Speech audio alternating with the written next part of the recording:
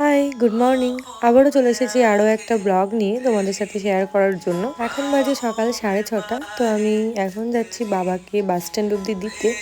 তো স্কুটি চালানো শিখে থেকে আমার বেরোতে বেশ ভালোই লাগছে, মানে একটু চালাতে পারছি আর কি। এই যে বাবা দাঁড়িয়ে, তো বাবাকে পুরোনো বাস স্ট্যান্ডে নামিয়ে দিয়ে আমি চলে আসি বাড়ি। দেন বাড়ি এসে আমি একটু গরম জল খেয়ে নিই, যেটা আমি রেগুলারই খাই। আমি কাজ বাজ করবো, হাত থেকে কিছু পড়বে না তা তো হয় না। তো তারপর আমি রাত্রিবেলায় যে ড্রাই ফ্রুটসগুলো ভিজিয়ে রেখেছিলাম সেগুলো সকালে খেয়ে নিলাম। আর যুবসাথীর টাকা ঢুকতে না ঢুকতেই আমি অনেক কিছু অর্ডার করে ফেলেছি এদিকে। তো আমার পার্সেলটাও চলে আসে, বেশি না 3 দিন আগে অর্ডার করেছি, 3 দিন পরে চলে এসেছে। তো আমি ভেবেইছিলাম প্রথম যুবসাথীর টাকায় আমি হেয়ারের স্কিনের কিছু না কিছু কিনবো।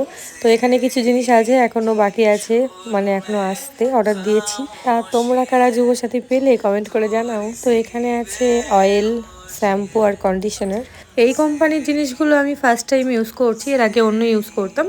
তো দেখা যাক অ্যাপ্লাই করে কি রেজাল্ট পাই। তো এখানে দেখতে পাচ্ছ গ্রিন কালারের যেটা, সেটা হচ্ছে অয়েল। তো এখন আমি মাথায় ম্যাসাজ করব এই অয়েলটা দিয়েই।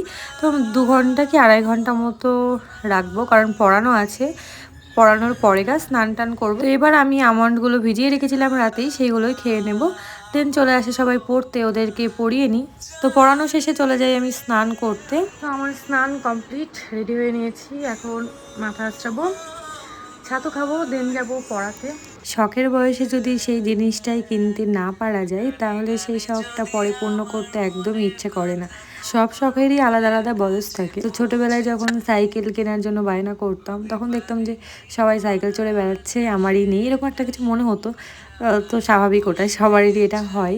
তো তখন একটা আলাদা বায়না ছিল যে সাইকেল চড়বো। বড় হয়ে ওঠার সাথে সাথে সাইকেলের প্রতি যে শখটা ছিল সেটা আস্তে আস্তে কমে যায়। আর আমার অনেক দিনের ইচ্ছে ছিল একটা স্কুটি। আর সব থেকে হাসির ব্যাপার কি জানো, পাড়ায় যদি কেউ কিছু কেনে, পাড়ার লোক যেন জ্বলে ওঠে।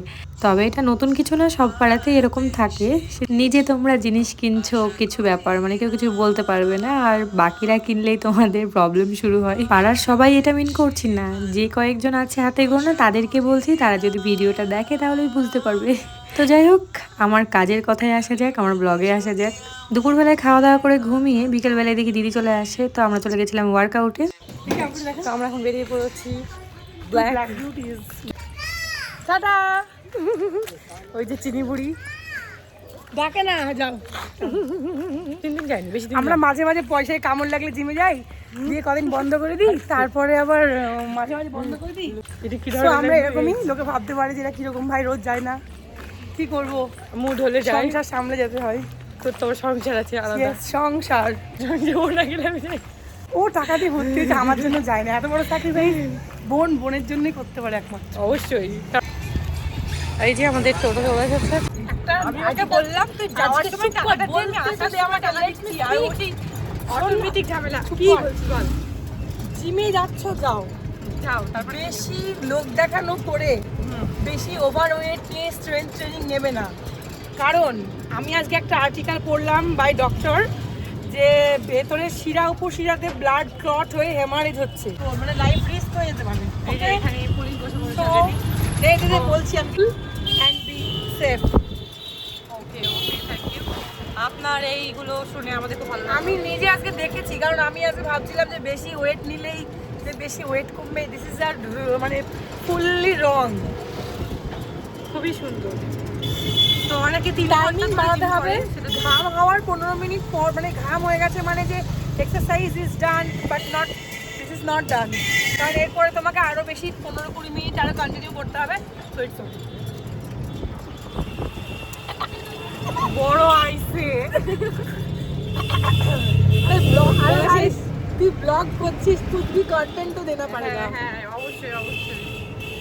ও তো আমার গলা ইগনোর করো, আমার গলা আজকে 5-6 মাস এরকম, আমার আর গলা আমি ফিরে পাবো না, আমি এরকমই থাকবো। গলা নেই, আমি এরকমই থাকি 3-4 মাস এরকম, আমার 5-6 মাস অন্যরকম। খুবই সুন্দর। টোটো কাকু ভাবছে কাদের নিয়ে আসলাম ভগবান। টোটো কাকু হয়তো ভাবছে আমরাও ভিড়ভাড়টায় ব্রেক মারি, আর এরা তো মুখেও ব্রেক মারছে না।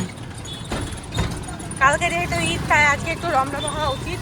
এখনো রোদ আছে বলে মনে হয় কালকে ঈদ স্পেশাল জর্দা সেমাই বানাবো আমরা। সেমাই, জর্দা সেমাই, ইউ নো দ্যাট জর্দা সেমাই। ও Nice, এটা light মন্দির weight মন্দির জয় মাতারা। क्या এই বাসটা চলে হুল পার্কে চলে আসে। এই যে এটা হচ্ছে দিদির পোষা পালিয়ে এসছে। I love you. তো যাই হোক আমরা এখন 7 সমুদ্র 13 নদী পার হবো। ভাই ঘুরতে আসছি। ও মা, এই কামড়াবে নাকি নাটক করছে? দাদা ওদিকে কি যাচ্ছে? আরে এই দিক দিয়া ছি ছি, আস্তে জোরে যাওয়ার জন্য একদিন তাড়াতাড়ি যাওয়ার জন্য এত নাটক করে না তুই। তো অনেকদিন পরে আবার এসেছি। ইয়েস, আমরা রাস্তা ভুলে গেছিলাম। কিন্তু মিস করলাম বলে এলাম, না আসতাম না। তো অনেক হয়ে গেছে, এবার বাড়ি যাওয়ার পালা। রাস্তায় বেরিয়ে আমরা চলে এসেছিলাম ফলের দোকানে, তো আমি নিচ্ছিলাম আর কি। তারপর ঢুকেছিলাম আমরা স্টাইল বাজারে। তো আমি আজ ভেবেছিলাম কিছু কেনাকাটা করার দরকার আছে, তো আমি সেটা ভেবে এসেছিলাম, কিন্তু বাইরে বিরাট মেঘ করেছিল। বাচ্চাদের ড্রেস কালেকশনই ভালো, তো আমাদের খুঁজে পাই না ভালো কিছু। এই আমি এসছি মেন কি কাজে সেইগুলো দেখ।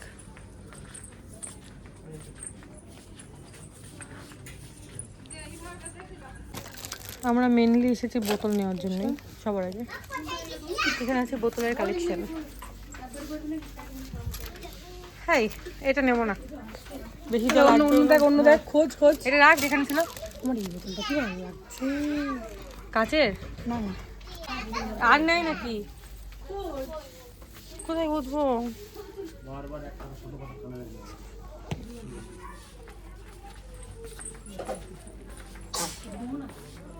কিরে, বেশ ভালো লাগছে তো জিনিসগুলো। নিয়ে নে না। কি সুন্দর সুন্দর বোল আছে এখানটায়। এই আমি একটা ঝুড়ি নিয়ে গেছিলাম। এই দিদি শোন, এটা আর এইটা নেব।